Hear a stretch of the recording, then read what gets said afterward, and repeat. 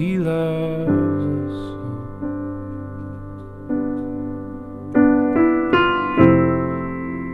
How He loves us so.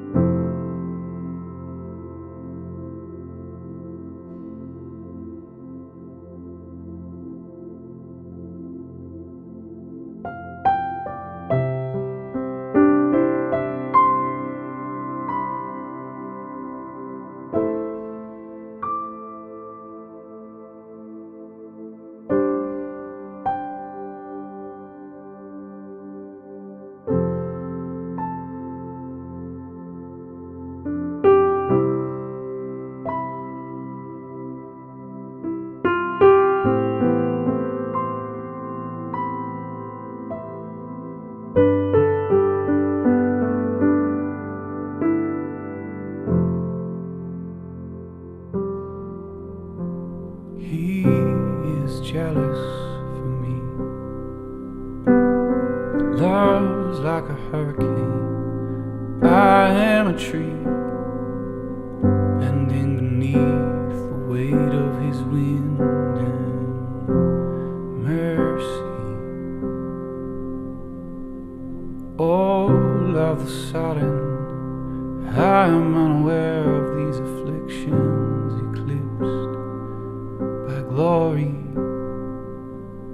Realize just how wonderful you are and how great your affections are for me.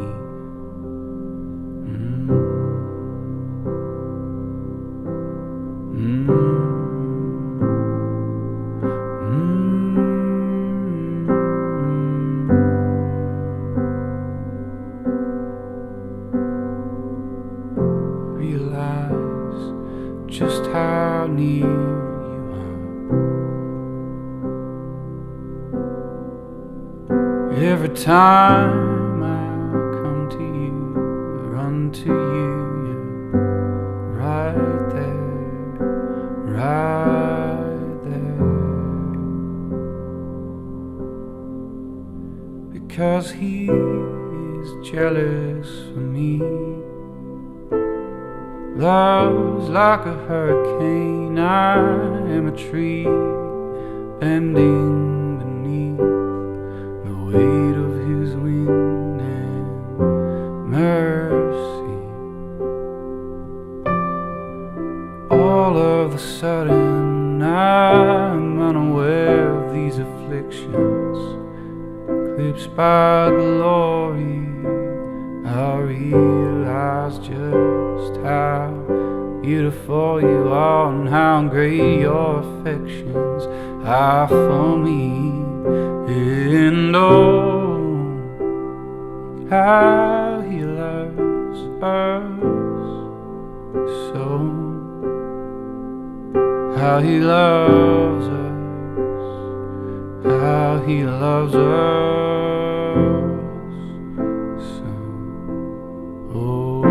And oh,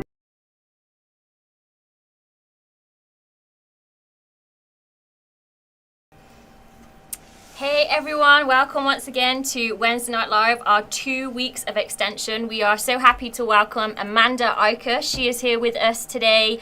Amanda is part of our Lifelinks family. She pastors the church Grace Sturgis Church in Michigan with her husband Luke, and together they have 4 beautiful daughters, and so we're so grateful to have her along with us today. Dave is doing the topic of frugality, and so if you've seen that title and you're wondering, where is this going? Welcome to the club. We're all wondering. So we're waiting for Dave to enlighten us all. And so please Please give us your comments and your questions. If ever there was a week, I need your comments and questions. It's this week. So I'm going to hand it over to Dave, who's going to talk to us about frugality. Hey, hi everyone. We're really glad to be back with you again, and we're certainly glad to have Amanda with us tonight. And she's got all the answers, and that's why she's our special guest. So you can look to her for a really brilliant revelation tonight. We're going to talk about a topic that a lot of people, I think there's some of the younger generation wouldn't even know what frugality is. It's just not a word that's in our vocabulary anymore. And so we're going to ask Jenny for the definition because we know that she's our definition girl. I don't know why you think that, Dave. She's going to tell us what frugality is tonight. So Jenny, go ahead. Well, according to my good friend Google, frugality is the quality of being economical with money or food or thriftiness. That was Google's definition. But I did find another definition which said to appreciate what you have and make the best out of life. Wow. Yeah. Well, Amanda, do you have anything to add to that? I think that's fantastic. I'm writing it down right now. Appreciate what you have and make the best out of life. Yeah. That's exactly what Google told me too when I looked it up. Okay. How about you, Joel? Do you have anything more? The only thing I would add is frugality would be talking about avoiding waste or extravagance. Right. Yeah, I think avoiding waste is a key part of it, which we'll talk about here more in a few minutes. You know, Edmund Burke said he said this about frugality. He said frugality is founded on the principle that all riches have limits. And so, but yes, that's definitely what it is. And you know, it's a topic that we don't talk about anymore. I don't think I've ever heard anybody preach on that topic or even discuss it.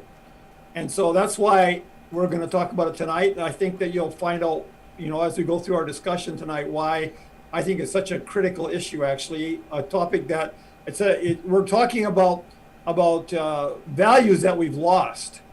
And this is one of the values in our society that we've lost sight of. And I believe that there's real consequences to that. So let's, how does our present society understand it when they stand as virtue? If you hear the word frugality, what would the average person think of? What would come to their mind? I think some of their first thoughts might be a cheapskate or somebody that's stingy or a little bit of a negative connotation. I think that would be their first reaction. Well, first they would say, Google, what does this mean? Yeah. Then I think they would go to maybe a negative way of looking at it. Yeah, would you guys agree with that? Yeah, I do. Mm-hmm.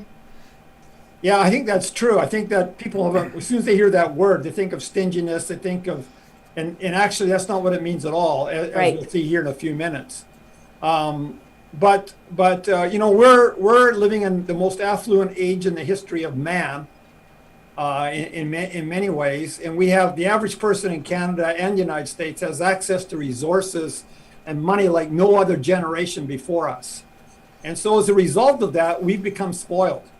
And we just, we're not used to the whole concept, what it means to be frugal. And so probably reckless spending would be more the characteristic in a general sense of our society than the whole issue of frugality. Yeah. So how important is it? Is this an important issue? And just, you know, how important do you think this is? And what are the consequences? What would you think the consequences would be when we have a lack of frugality? Well, I do think it's seeing that.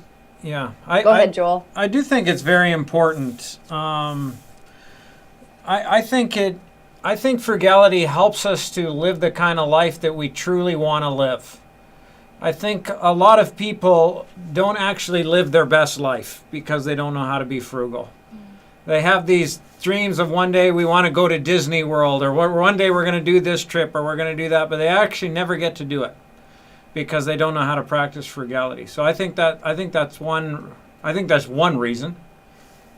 Okay. Yeah, I was going to say, I think frugality is being intentional with our money and not just wasting it. You know, we heard in that definition, being wasteful with what's been given to us. And being frugal is being intentional with everything that we do, everything that we have in our hands, with our finances, making decisions not just on a whim, but being intentional with it. And what I see happening in our culture is a lack of intentionality, specifically with finances, building up credit or just spending whatever they want without being intentional at all or thinking ahead. Right. Yeah, that's good, you guys. How about you, Jenny? Do you have anything to add to that? Well, as I read that, I was sort of thinking about when it said what are the consequences of a lack of frugality, and so the opposite would be sort of reckless spending. And I thought that actually there's probably a lot of jealousy or coveting that would come out of it, because you see other people's life, and so if we're recklessly spending, or we're sometimes like in searching for something else, or trying to compare our lives and buy things in a way to compare to someone else and find the happiness we think that they have through these things. And so there's almost like a jealousy of other people's lives, or a coveting of what other people have, and so to meet that need we go reckless spending rather than look at it in terms of using what we have carefully. Yeah. How do you think it's affect us, on a countrywide level, or our society on a national level? How do you think a lack of frugality has affected us?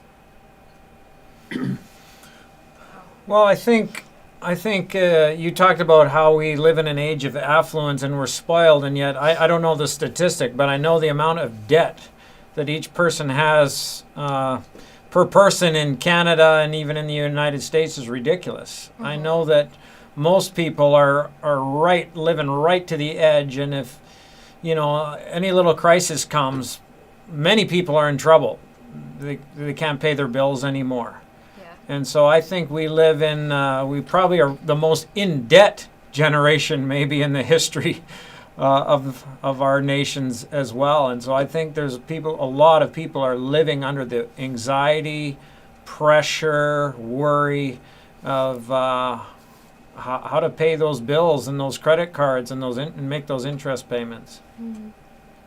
And you had I think it's also made us, very self-focused and selfish, because without being intentional or thinking ahead, we're just going out and buying whatever we want, or we love Amazon, or we love that instant things that we can get instantly, and it's made us very self-focused.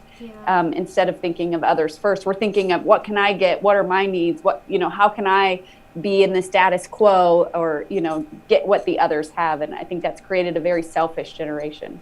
Right. It's true. I think it retwists our society, and it warps Absolutely. Our whole society. And credit card debt is at epidemic proportions, and now our national debt is through the roof because of COVID-19. I mean, I think I saw the other day that before COVID, Canada had a national debt of 28 billion, and now we're something like 400 and some billion dollars in debt. Oh, wow. So it's not even close. It's just unbelievable. And so it makes you wonder, what's the future going to be like? And I know that's not just true of Canada, it's true of the whole world. It's true of every nation. So, one of the things you mentioned was that when we mention the word frugality, we think of stinginess, but that's what it means. So what is stinginess? I think stinginess is a lack of generosity. I think it's being cheap. Frugal, I think, is being wise with your money. I think stinginess would be being selfish with your money. Yep. Yeah. Yeah, I think so too. And I think there's a smallness to it. There's a pettiness. I think, for example, hoarding Yep. would be an example of stinginess. And actually, we saw it, didn't we, during COVID last spring? We saw stinginess on a whole new level. Toilet paper, right? Nobody was going to. Who would have thought toilet paper? Hot commodity. When we first moved to Regina, of course, the church was deeply in debt here, as you guys know, and we were in a lot of trouble. And there was this woman that we found out that we owed all this money to, and we owed her a ton of money, like $180,000 is what we owed her, and nobody knew who she was. And so we contacted her. She lived in a farm, maybe about 100 miles out of town. And we went and contacted her, and we basically told her, look, we're in a lot of trouble here. We know we owe you all this money.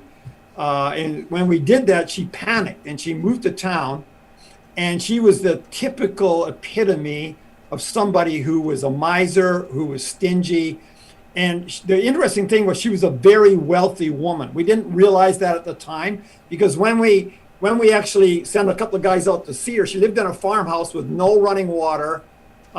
She lived in absolute poverty. She dressed like she was a bag woman.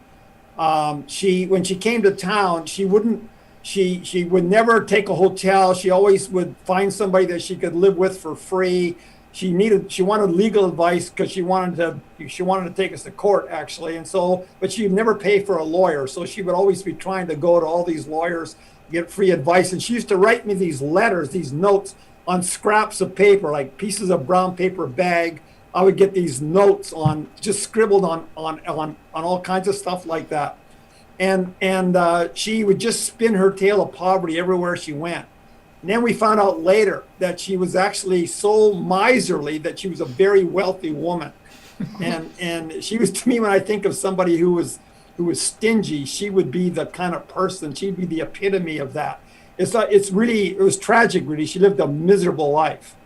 And so she hadn't had any friends. I mean, it was a terrible existence. We have some comments, Dave. What's that? We have some comments from online.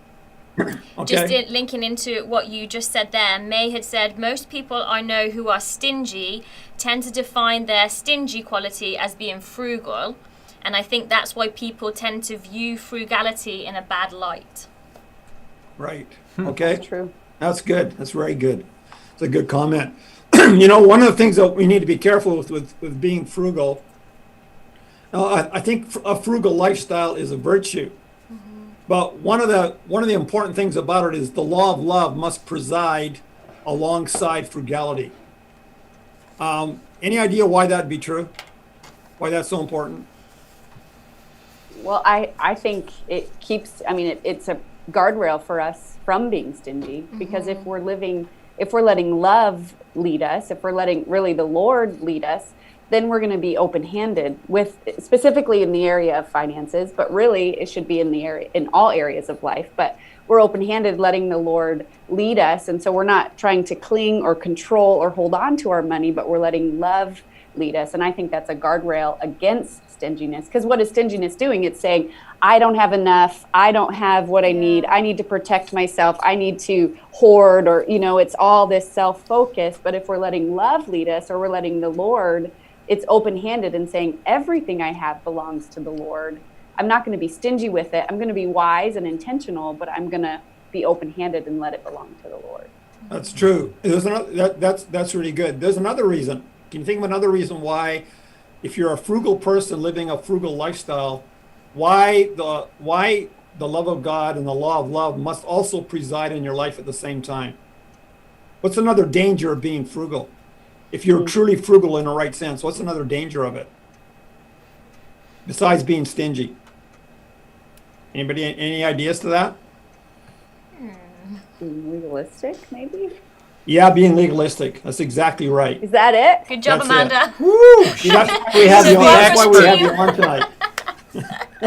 Can you put like a gold star above my head? You win the show. You won the show. Yes. Or was that just a lucky guess? Maybe both, but yeah. Why could a person who's being truly frugal be judgmental towards others? Well, it's you can look down their nose at they should be saving their money. They're not being wise. They're not being a good steward of their money. Yeah. Not like Absolutely. Jesus would want them to be. They're having too much fun in life, playing with their money. They should be almost the attitude of Judas when the lady poured out the perfume on the feet of Jesus. He tried to say, that could have been kept for for a better reason, right? Mm-hmm. It's kind of that same attitude. Yeah, that's true. Yeah, or even the fact that you may be frugal in certain ways and somebody else is spending money in a way that you don't think is right. Yeah. Because, and so you can become judgmental with that. So even though frugality is a lifestyle and a virtue we should have, On the other hand, we have to be careful that we're not judging other people with my understanding of what being frugal means, and maybe somebody else would have liberty to spend money on a certain level that I don't have that same liberty at, and so then I can become judgmental about that. So that's a danger that you have to watch that can come along with this virtue. Yeah, So how do Corin, you do that? Well, I just think we have to realize that we have to hear from God ourselves as to Yeah. how, we need to hear from the Lord ourselves in terms of what kind of lifestyle I want to live. And somebody might want to live a different kind of lifestyle. There's more than one way to be frugal. Absolutely. And so you may say, well, this is an area where I want to live maybe a less frugal life, but this part of my life might be less frugal than I would live that way. So I can become judgmental towards you because I'm thinking, well, you shouldn't be buying that new car. You should have bought a car that's 5 years old, right? That's not Right. being very frugal, right? Because I would never do that. Sure. And so that's where we can get ourselves into trouble in terms of our attitude towards others. So we have to be careful about that.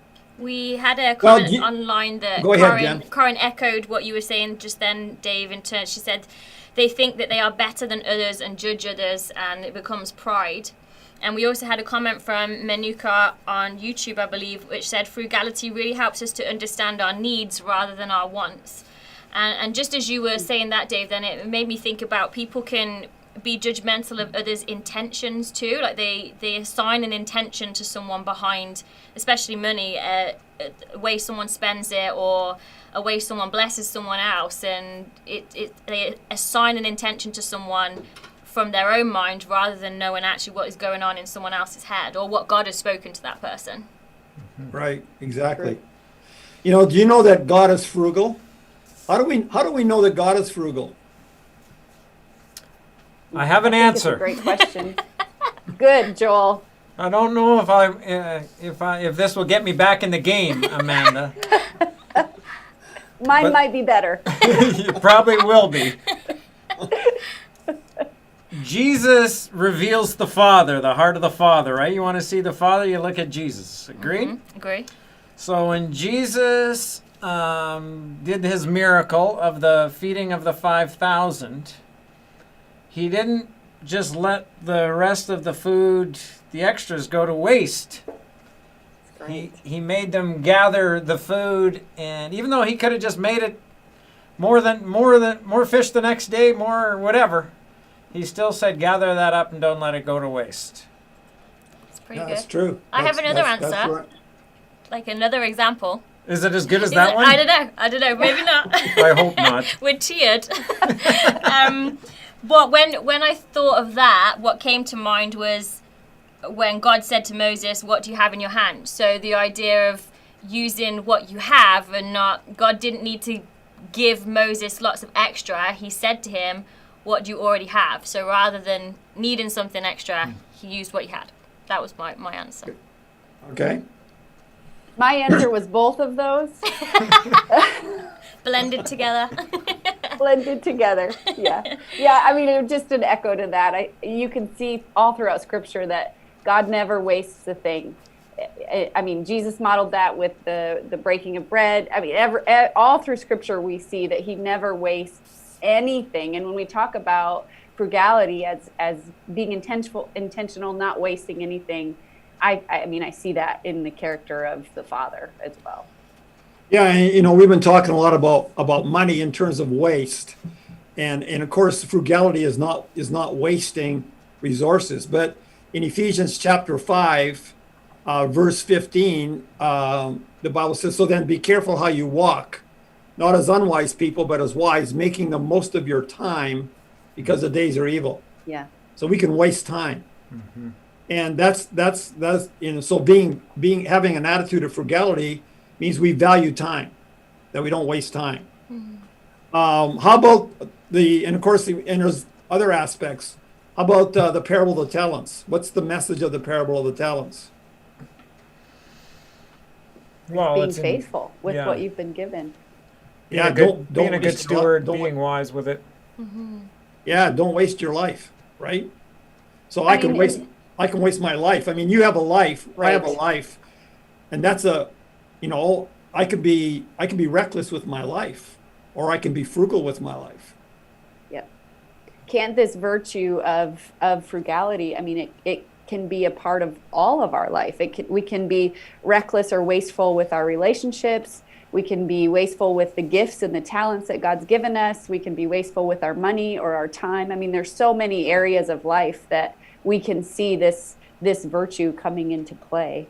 Right. Yeah, so it involves a lot more than just money. Absolutely.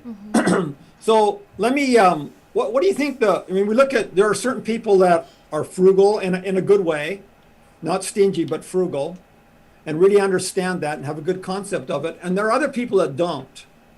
So why is that? What is it that the people that are frugal, what is it that they understand? And what is it that people who are not frugal are missing? So what is the root of it? What is the real driving root of why, which causes a person to be frugal? What causes some people to be frugal and others not to be frugal? Well, Any ideas? one thought that I have is just in this whole area of vision. The Bible talks about for lacking vision, people perish or they dwell carelessly, reckless, Yeah. careless. And I just think a lot of people, if you've got a true vision for your life, it always helps to bring you to what's important. And so if I know where I want to get to, then I'm not going to do things that aren't going to get me to that destination. So it helps to govern, helps me to govern my life. Right. Okay, that's good. Yeah, I would agree with that. Any other thoughts, you guys?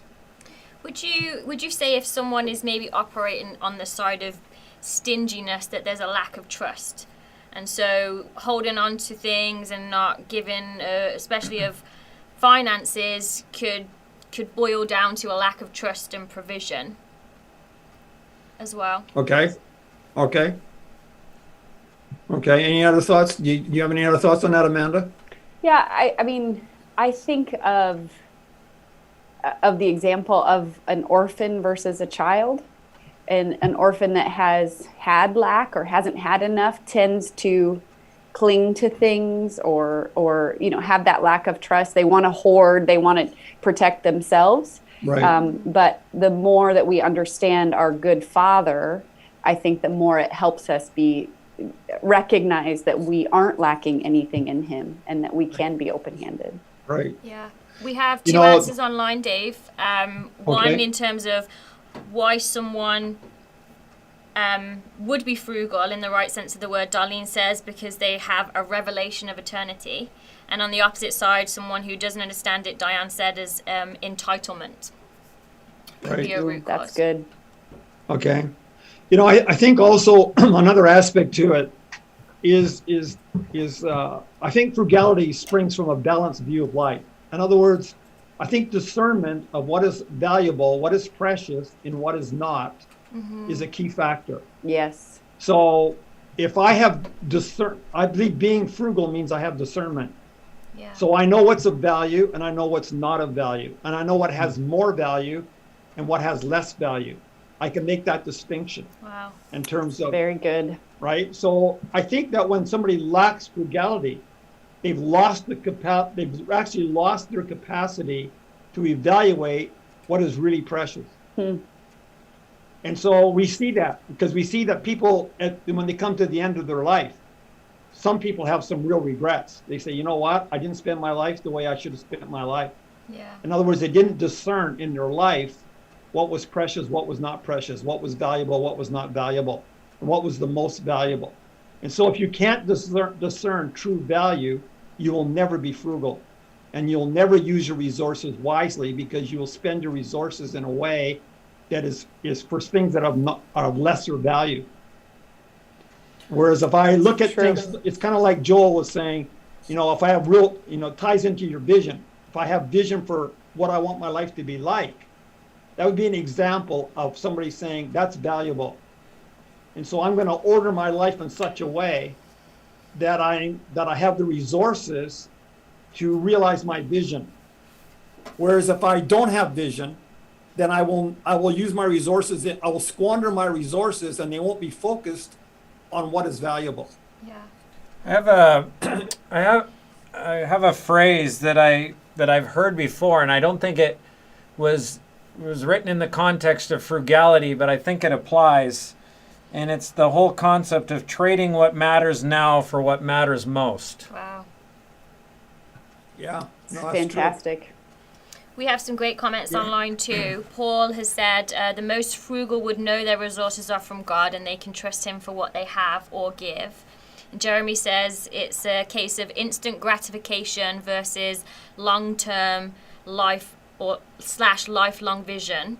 And we also have Michelle who says, I completely agree with everything said. I think it's a hard truth to hear for most of us because it can be a hard thing to live by at the same time, which I think is a great comment. Mm-hmm. Right. It's true. No, that's good. You know, one of the examples that I've seen here over the years, of course, you know, we have a Christian school. And what I have seen this a number of times where over the years where maybe a single parent wants to put their children in our school. And some of these single parents have really been, you know, pretty hard up financially. But I have seen some single parents live a frugal, sacrificial life in order to put their children in our school. And the reason for that is they see the value Vision. of the Christian school.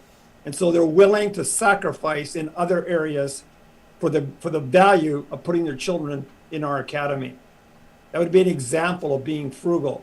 They're willing to limit their spending in certain areas of their life in order to have what they see as the greater value.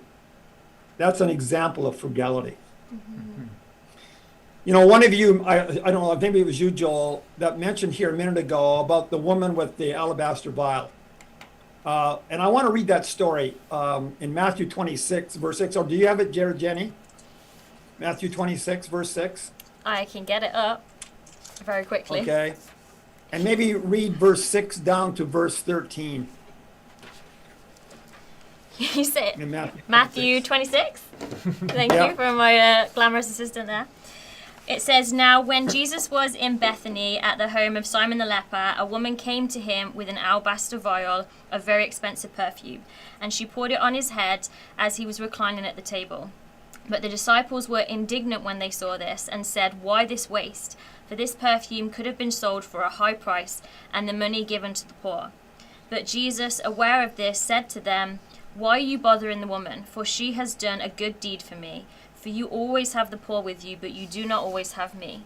For when she poured this perfume on my body, she did it to prepare me for burial. Truly I say to you, wherever this gospel is preached in the whole world, what this woman has done will also be told in memory of her.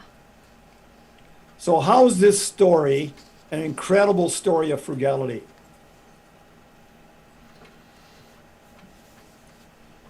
Maybe you've never looked at this story in that light. Yeah, I've This always is looked an at it incredible- I've always looked at it as a story of extravagance. Me too.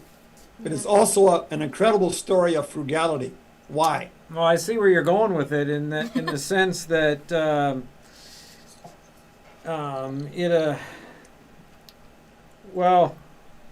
she was willing to sacrifice her own personal, what she could have gained for it for what she saw was of greater value.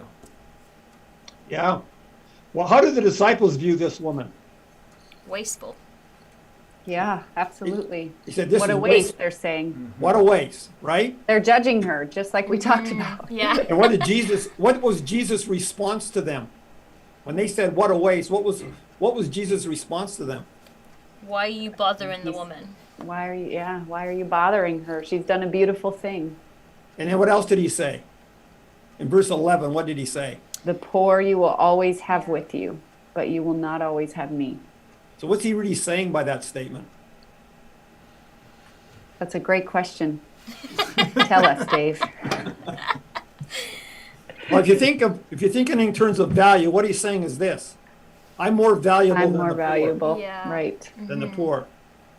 And so this woman was a very frugal woman. How do we know that?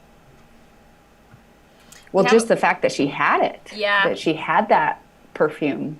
Exactly. That perfume was worth a year's wages. For her to save in that society, in that time period, for her to save a year's wages was an amazing feat. And to know when to use it. And to when to know, and that's right. And so she knew what had She the knew greater the value. moment. Yeah, absolutely. That's frugality. She knew That's right when to use it. So you can look at it as an Fantastic. extravagant generosity, and that's true.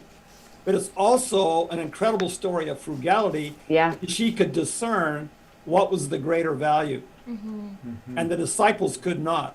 They couldn't make that discernment. She knew that Really this- good. right? This was the fruit.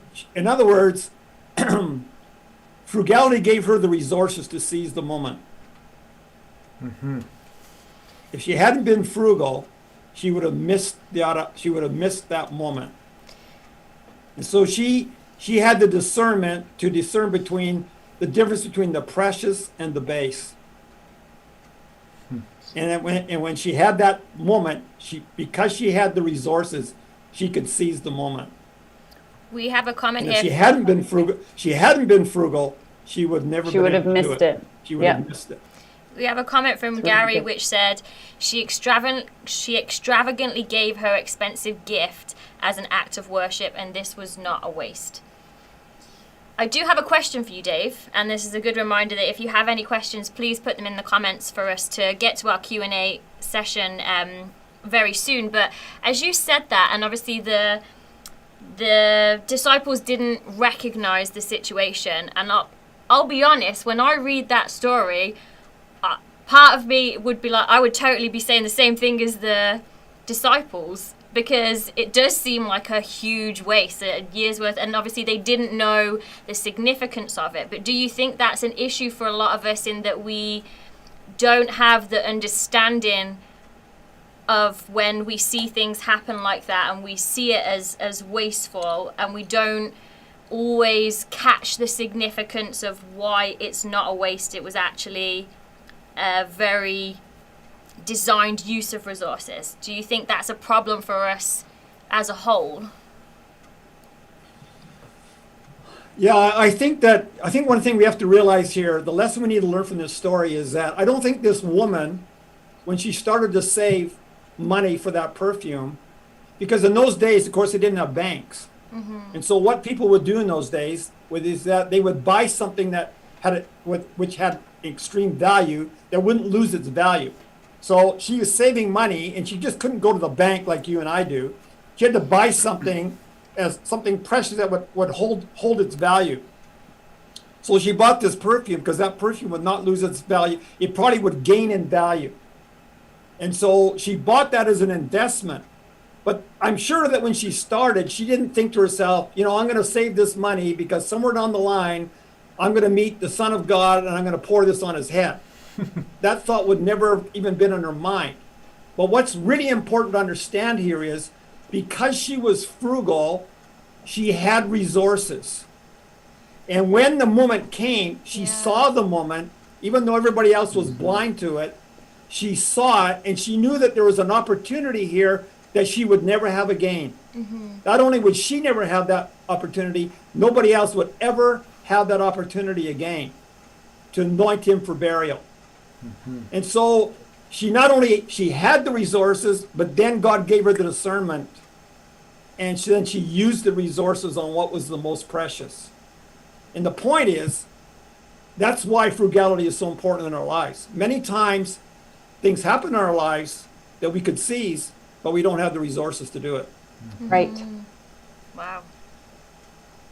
And so that's what's so critical, because in everybody's life, I believe there are moments to be seized. And unfortunately, there are people who lose those moments because they don't have the resources. And they could have had the resources, but they weren't frugal enough to gather those resources. Yeah. We have a great comment from Katrina, which actually came before your explanation there, Dave. So kudos, Katrina, because you had the right thing before Dave mentioned it. But she said, discipline with money, as an example, can create a lot of freedom. Freedom to give to causes you believe in, to your church, blessing your family and friends, and leaving a legacy for your family. And exactly what you say, if we don't have the intention to save, then we don't have that freedom to do things extravagantly. Right. So let me ask you a question. Did this woman suffer loss or did she gain? Well, The memory of her lives on. she might have be a she little might bit of have, both. Again, it all depends on what you view as valuable, Yeah.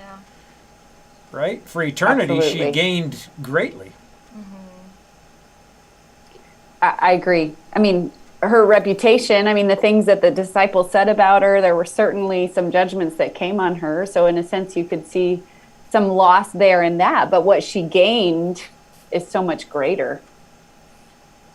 Yeah, she made an eternal investment that was far more valuable than a year's wages. Because Jesus said, wherever the gospel is preached in the whole world, what this woman has done will be spoken of in memory of her. Yeah. And only eternity is going to really reveal what that one moment that she sees will actually involve. And so she didn't lose a thing. She Right. gained. So let me ask you a question. Why don't people tithe or give offerings to the Lord? And what does tithing have to do with frugality? Well, I think there's probably various reasons why people don't tithe, but I think one of the reasons is we've already answered it. They've already spent their tithe. Right. Because they weren't frugal with their money. It's gone, so they can't, or they feel they can't. Okay. Why else wouldn't people tithe? Or they could be looking at it backwards. They could be looking at pay all the bills, pay all of this, pay all of that, and then whatever's left, then I'll tithe, instead of the other way around, tithing first and then taking care of everything else. So I mean, I think it's a posture of a heart. That's what I think. I So think why of another would, why reason. would, I have another Go ahead, reason. Joel. It's because they don't understand what the woman understood. They don't understand what truly is the most valuable. Yeah. What is the most valuable way they can spend their money? I have another reason. In thinking about it, I think I tried to take a different perspective, and I think sometimes in other areas, say for example healing or things like that, we can trust God because there's often not anything in our own hands that we can do about it. But with money, I think sometimes there can be that pull in the sense that I can take care of myself because it's right here. I can actually answer the need that I have, whereas other things it's sometimes easier to offer up to God because it's really all in his hands in that sense. Whereas when money is right in front of you, sometimes that subconscious need to be your own savior and worry that, like I've got it right here. If I give it away, I don't know if I'm going to get that back again. It's because it's right here now. Like if someone was like, you have your healing right here, but you need to give some back to God. I know it's a really ridiculous way to phrase that, but I think there's that subconscious thought and stream of consciousness that runs through in the sense that it's right here in my hands, rather than other things that we can offer up and pray for and believe and trust God. We have to trust because we have no choice. But here, Right. I don't need God because I already got it. Is that what you're saying? I can control it. It's right there, and that there's, that If I new. give it away now, I'm going to have to trust God. Yeah, that new PS5 that I've been dreaming about. I think there's a balance. Sometimes when you really have no control, it's sometimes easier to give it to God because What else? what could other I choice do? you have? Yeah, exactly. Whereas when I've got Absolutely. all Yeah. that money sitting in the bank, and I have to give away 10% of it, that feels tough because I know what I could do with it. Whereas so I think that can be it's a lack of trust in God, but I can see why people would have that view, I guess. but don't you see it's also a lack of discernment between what's the Yeah. precious and what's of lesser value? Yeah.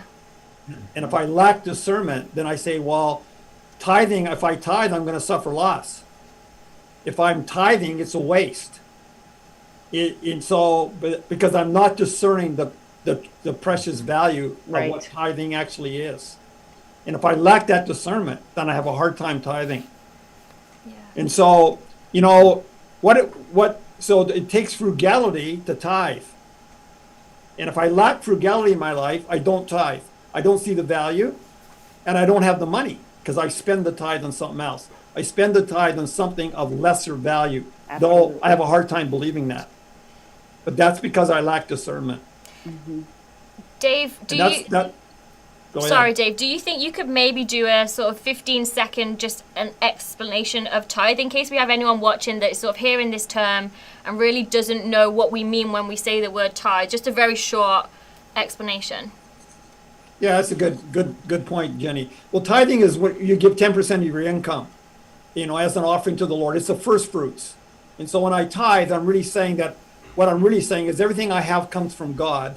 And as an offering back to Him, I'm going to give Him 10% of my income as an offering. And that's biblical. We see it first with Abraham when he defeated 5 kings and had all the spoil from defeating 5 kings. And then he was going by Jerusalem and he met the king of Jerusalem, whose name was Melchizedek, who's a type and a picture of Jesus Christ. And he says Abraham gave him 10% of everything that he had won in battle, because he was recognizing that without God, he never would have won the battle. And that the spoil came from God. And so as worship unto the Lord, he tithed to him. He tithed to Melchizedek, who's a type and a picture of Jesus Christ. And that's what we are to do as well, that we are to recognize that through tithing that God has given us everything. The job you have, the money you have, everything you have came from Him. And when I tithe, I'm acknowledging that and worshiping Him. But it takes frugality for me to understand that. And if I'm not frugal, I spend the tithe on something else. And I say, I can't afford it. That's too much money. I can't afford it. And so I'm not valuing, I'm not putting proper value on Jesus, which the woman of the alabaster vial, she understood that Jesus was more precious than anybody, even the poor. That's great. Jesus said, you always got the poor, but you don't always have me. And that's the difference. So if we tithe, do we suffer loss or do we gain? What does the Bible say about that? We gain. Okay, can you give me a proof text for that? The scripture. Well, I mean, References, tithing Joel. is, we often hear about in Malachi where it tells us that God says to us, see if I won't open the windows of heaven. Right. Right? So in that sense, God promises us, I'm going to look after you. Absolutely. I mean, Malachi 3, 8 to 12, he says, would anybody rob God? You're robbing me. You say, how have we robbed you? He says, in tithes and offerings. You're cursed with a curse, for you're robbing me, the entire nation of you. Bring the whole tithe into the storehouse, so there may be food in my house, and put me to the test now in this, says the Lord of armies, if I will not open for you the windows of heaven and pour out for you a blessing until it overflows, and I will rebuke the devourer for you, so that it will not destroy the fruit of your ground, nor will the vine in the field prove fruitless to you, says the Lord of armies. All the nations will call you blessed, for you will be a delightful land. And so we see God promises us this incredible blessing. So is frugality just about money then? No. I would say no. So much more. Okay. So what is it about? I mean, I think it's a posture of the heart. I think it's a way to live. It's a character trait that we can all walk in as Christians, that can say, I'm going to walk in discernment. I'm going to be intentional. I'm not going to waste any part of my life, financial, relational, any of the gifts God's given me. I'm going to be intentional. I'm going to use discernment, and I'm going to be frugal as a way to honor the Lord. Right. Yeah, that's really good, Amanda. It really has to do with controlled living. Absolutely. Right. Yes. Surrender even to the Lord. Right. And it's not so much what we own, but how do I use what I own? How do I use these things to great purpose? Yeah, I think it's saying everything I have belongs to the Lord. Yeah. Right. Right. So let me give you an example. Like, let's take, for example, leisure. Is there a purpose for leisure in life? Yes. Yes. What would the purpose be?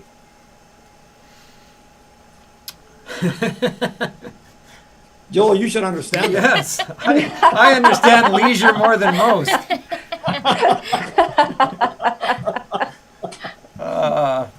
Well, Why is that important? Well, I think,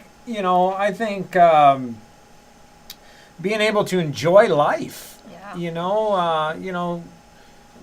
God created us for His good pleasure, right? Mm-hmm. So I believe that we are to enjoy life, have joy, have rest. Those are the principle of rest, all about renewal.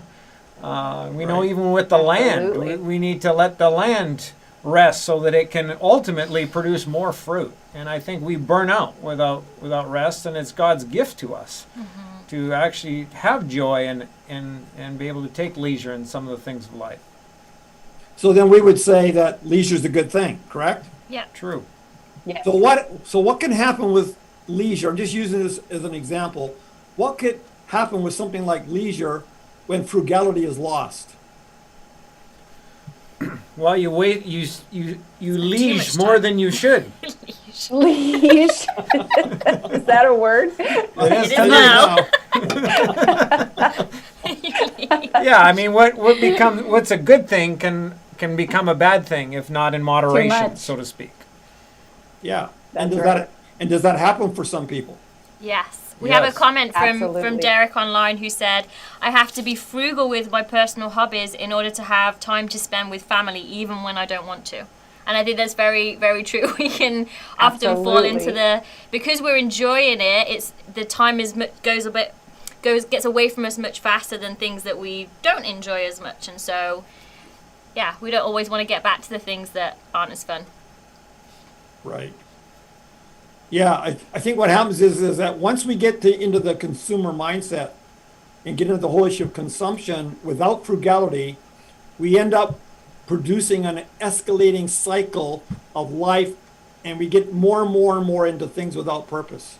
Right. Like Yeah, leisure's that's important, true. and leisure has purpose, but the more consumerism grabs me and grips me, the more I live a life without purpose.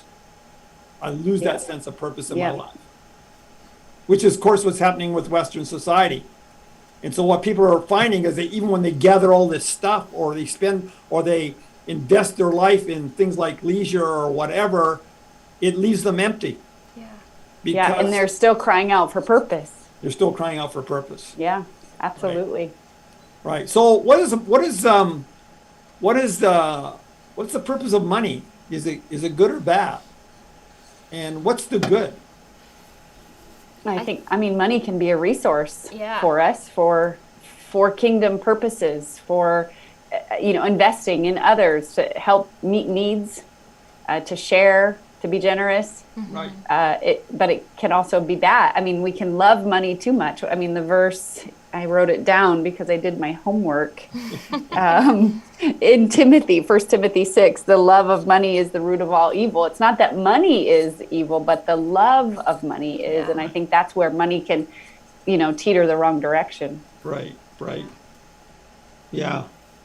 John Wesley said this. He said, money is an excellent gift of God if it is used excellently, answering the noblest needs of humanity. So that was John Wesley's attitude. So what's the bad concerning money? Well, Letting it, go ahead. Yeah, it can become another god really easy, Yeah. right? Yeah. In fact, Jesus referred to money as a god in the phrase mammon, right? He said you can't Right. serve God and mammon. Both God And I think it's so easy for it to take over our life, and we end up becoming. It should be our servant, but it can easily become our master. Right. Yeah. And wouldn't you say that some people, I think Jenny pointed this out earlier, some people think that that's being frugal, but they've actually allowed money to control them. Right. That it's gone too far. Right. Richard Foster is an author, and he wrote a book called Money, Sex, and Power. And what was really interesting, he talked about how money can corrupt, and that money is never to be used to purchase status or to wield power. And he talked about when he was a kid, he was a champion marble shooter. And he'd play marbles for kids. And I could really relate to that because when I was a kid on the playground, marbles was a big issue. We used to always play marbles, and we played for keeps. So if you hit somebody else's marble with your marble, you got to keep their marble. Well, this kid, Richard, was a really good marble shooter, and so he won all the marbles. He just cleaned everybody out. And then in a display of wealth and power, he walked to it. There was a pond nearby, and while all the kids watched, Oh no. he one by one he threw all those marbles in the pond. And he said it was a dark and evil moment in his childhood. Because he was demonstrating his wealth and his power. He had so many marbles that he could throw their marbles into the pond. In front of all his friends, right? Oh no. Wow. And so, we're kind of getting out of time here, but let me ask you this question, you guys. What are some examples of frugality in your own life, and how has that benefited you? Well, I remember when Luke was an engineer, and when we got married, he was we were in university, and he was going to school to be an engineer. And in the States, I don't know if it is in Canada, but an engineer is a high-paying career.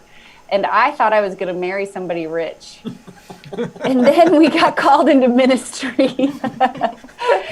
And I remember when Luke and I sat in the living room and we evaluated, what is this life going to look like for us? Going into full-time ministry, leaving this engineering job, our salary was cut in half. Are we going to be able to make it? What are we going to do? And I remember so clearly when the Lord said, not only have I called you to this, but I'm going to take care of the finances as well. And I'm going to ask you to still live a generous life and not be stingy, but to be frugal and intentional with your money. And I know, Luke would say this too. Not only did we never regret that decision, but God has always taken care of us financially. And we've been able to, because of the frugality or because of the lessons that God's taught us even in that, we've been able to live a good life and do lots of things and be generous at the same time. And so for me, that step into full-time ministry, recognizing what we had to give up, but that because of frugality and because of the things God had taught us and even his faithfulness, we were able to we've lived a great life. And while I didn't marry a rich man, I was wondering, is that the real reason why you married Luke, for his money? It was all because of engineering, yeah. Yeah, I had a crisis moment when we got called into ministry. What about you, Joel? Well, my examples wouldn't be so spiritual as Amanda's, but, Ange and I think, have always have tried to live a frugal life, and we've often done without a lot of the toys that some of our friends have, and even our kids have, and but we've always felt like experiences, memories are more valuable than things, and so doing things like vacations, or we've put a lot of money into our kids' sports, but we love it, and they love it, and we love it. And so we've done, trips to Chicago and Prince Edward Island and the East, several trips out to the East Coast and all these things that cost a lot of money. But we've deemed those are the most important for us in terms of our family. And so we've done without renos, and we've driven secondhand cars all our lives, and just things like that, but it's allowed us to do a lot of really fun stuff. Okay. How about you, Jen? I would say that being frugal, I probably had the wrong mentality and was stingy, and it's been a bit of a journey for me in terms of I'm good at saving. I'm not always good at giving from that saving. And so it has been a bit of a challenge over the years as God has impressed things on me. And I can remember very clearly the times when I've obeyed, and it's really blessed someone in the moment. And I can remember the times when I've not obeyed. And if I think about that and think about those that have blessed me in return, you know, when I've been in need and had that happen to me, how much it impacted me, and knowing that when God has put things on my heart to just do it and not question it, has definitely been a bit of a journey, because I wouldn't say that it comes naturally to me at all. I would err on stingy, honestly, I would. So I think that the times when I've listened to God, even when it hurt, and done it anyway, and seen how he used it, is the teaching that I've needed to keep hearing those. And don't get me wrong, I don't get it right all the time, and there's times when I'm like, I missed it.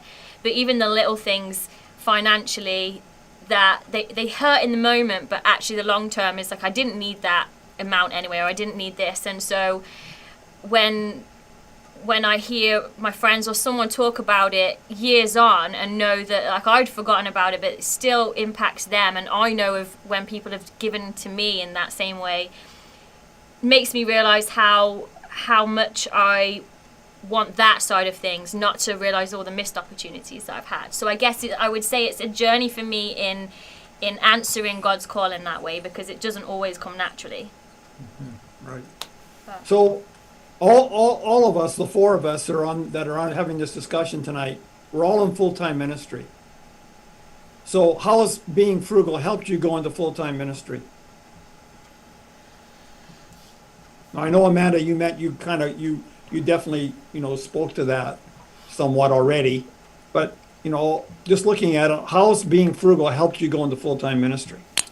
Well, I think beyond the finances, I mean, we've talked tonight about how being frugal in all areas of life, and how we even see that God is frugal. I think for me, being frugal in full-time ministry, having that character trait has helped push me to not waste the opportunities that God gives us, or not waste the moments in ministry, or the moments in the grocery store, or the moments walking down the street or at the school, that we do have that frugal, that I'm not going to waste a moment. I'm going to be intentional with my conversations, or I'm going to be intentional with what I'm doing each day. I mean, for sure in finances, but I think it goes beyond that as well, like we've talked about tonight. Okay. How about you, Joel? I think it's helped me to not get jaded at things. I think it's helped me to not be jealous of things. That's good. Because there's sometimes when I get jealous of people that have more time to do things, or have more money to do things because they don't give so much of it away, or they have better paying jobs. I didn't have to give up engineering, but I did give up, when I came on full time at the church, it was a major cut in pay at that time. And, so it certainly cost. And sometimes you can look at those things, and there's that moment of you that can be a little jealous or whatever. But then when I remember why, what is most important, I actually feel I feel like I get to be that woman with the alabaster jar. Absolutely. And what a privilege that is. Yeah. And the truth is I've been spoiled rotten in full-time ministry. People have been so generous to me. I just feel like God just over and over and over again shows me, like, I can't even say that I'm missing out, because people have been so kind and so good and so generous towards us. It's been amazing. How about you, Jen? How's being frugal helped you go into full-time ministry? Because, you think about it, you gave up your career. I did, yeah. You got on an airplane, you flew here. Yeah. So what gave you the freedom to do that? I guess it's hard for me. I've only been in this is my year of full-time ministry. It's a good question.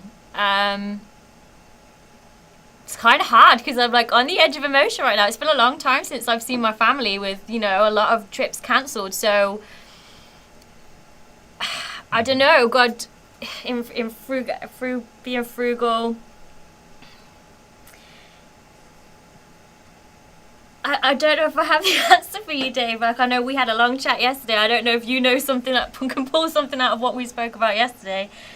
But I guess even what I'm driving at is that if you've been in a lot of debt, Jenny, yeah, if you hadn't been frugal with your resources, you would never been able to come. that's true. Yeah. Right? And Joel, the same with you, and the same with Linda and I. I mean, you know, Linda and I determined to be right from the very beginning that we would always live within our means. Even though we weren't Christians at that time, we still made that decision that we would live a life of frugality, and we weren't even believers.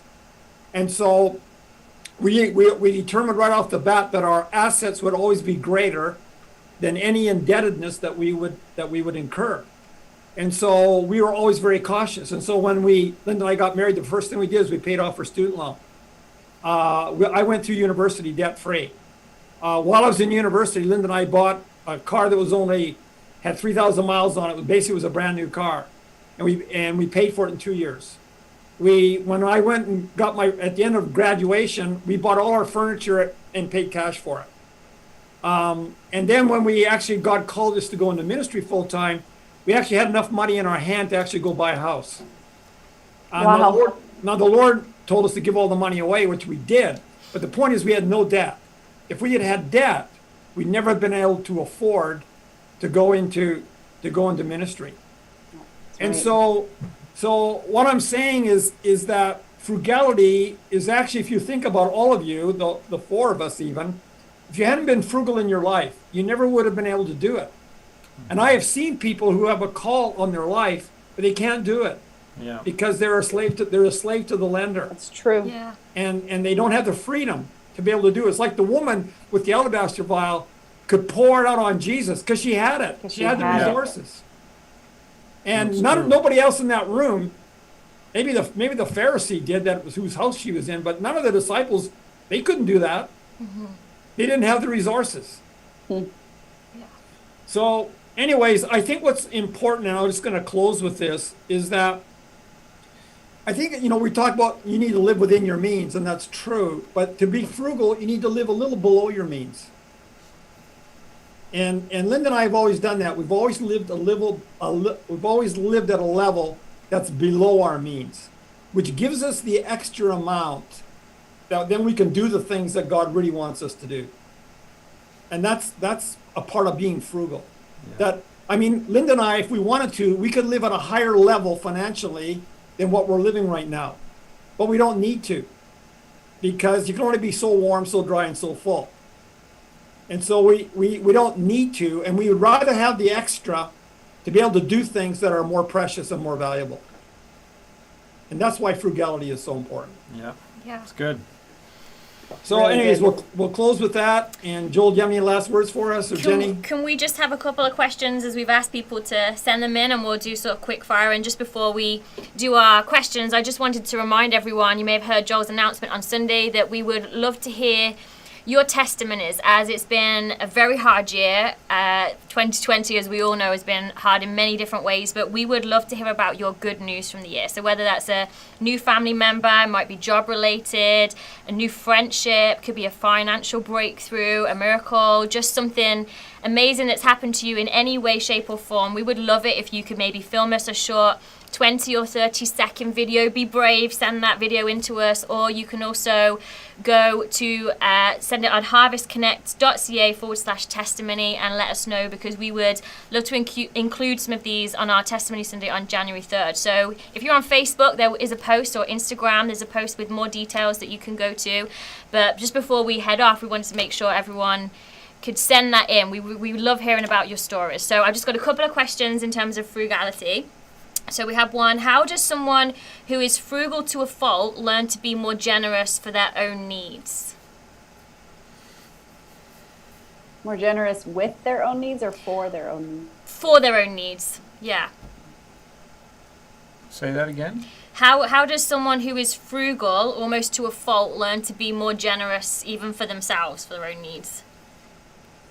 And others, I guess, is included in that. If someone's listening to this and thinking, Well, if they don't tithe, I would suggest tithing. yeah.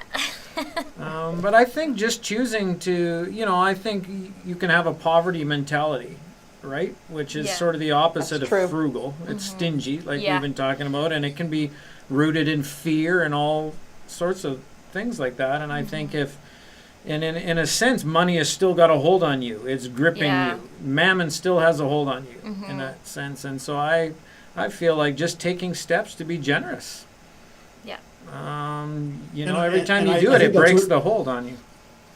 I think that's really good, Joel. And I think also then you'd have to question whether that person's really practicing true frugality, or whether they're being careful with their money based on fear, and not Yeah. based on being frugal. Because there's a difference. And just one more, which is an interesting question. In the hospitality industry, people typically don't want to wait on Christians because they leave a low tip or no tip. Why do you think that is? That drives me crazy. Christians should not be doing that. That is stinginess. That's what I would say. I don't think that's being generous. And I mean, we're called to be the light in the world, right? And so if people don't want to wait on us at restaurants, then that's heartbreaking. We can't be stingy in that way. That's a way we can be generous and give to others, honor who they are, and even the service that they've given us. Good answer. Okay. I will say one thing just to add in. I know over the years we've had years that were a little bit tight, or extra tight, a lot tight, and we've had years that haven't been so much. But in those tight years, I remember feeling from the Lord, we have example after example of times where the Lord really pressed us to be generous and to give, and to even give more. And there were times when we would want to hang on and not be generous and not give out of that control or that fear. And every time we would do it, God would always show up. He would always provide. It would always be worth it. It would be like that woman with the alabaster jar. It would be the greater thing. And I just want to encourage anybody that would feel that struggle where things are tight and I don't want to give, just to open your hands to the Lord and say, everything I have is yours. And I am going to be generous as an act of faith and good stewardship and being frugal, and so that I can honor you with everything, because it's always worth it. He always comes through for us. Great. That's good. That's good, Amanda. Seems like a good thing to end it End on. on. Yeah, absolutely. Oh, me? Sorry. That was it. I thought you were going to give us last one. I can't do it better than that. So yeah, thank you once again, Amanda. Thank you so much Yeah, for joining great. us. It's been awesome to hear your perspective and so many nuggets. I know I've seen the threads come through in the comments, especially like Harvested Tea quoting you a lot in their comments on here. So it's awesome. So thank you so much, everyone, Great for joining to be us. with you. Yeah, we really appreciate it. So thank you for joining us. Thank you if you're tuning in from America, because Amanda's on here. We hope you might join us next week as well. And join us Sunday online. Don't forget to send in those testimonies. We would love to hear from you. Have an awesome week, and we will see you for the last one next week.